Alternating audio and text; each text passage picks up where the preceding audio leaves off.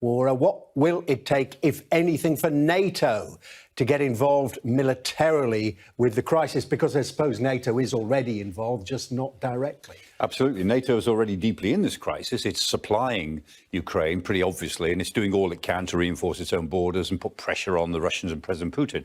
What I suspect Anne is getting at is, will NATO troops go into Ukraine to fight?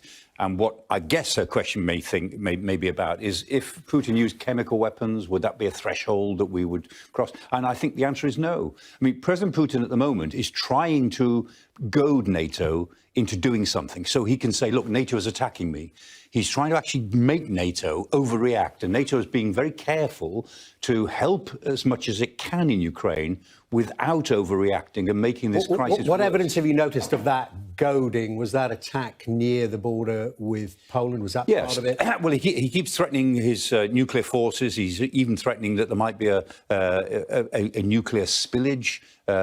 Today, a Russian drone went into Polish territory and came out again. Another Russian drone went into Romanian territory, came out again. Carefully calculate, these are surveillance drones, they weren't armed, but both of them invaded NATO territory for a short time. And he's also made it clear that he will attack NATO convoys or NATO equipment once it's over the Ukrainian side of the border. The implication is he might even start to attack when it's on the Polish side of the border, which would be a huge challenge to NATO. Indeed, and I suppose this includes no-fly zone, which would have to be enforced by NATO aircraft. Yeah. Putin could then go back to the Russian people and say, see, I told you so, NATO is attacking Russia. Yes, he's been saying publicly since 2008 that NATO is a threat to Russia.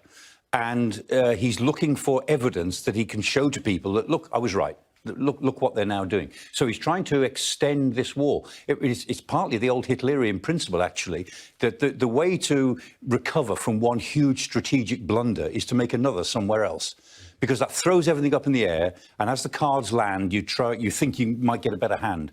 And the danger is that President Putin's in a real mess with this war. He might try to retrieve it by making it into a bigger war so that he can manipulate it in some way. OK, well, let's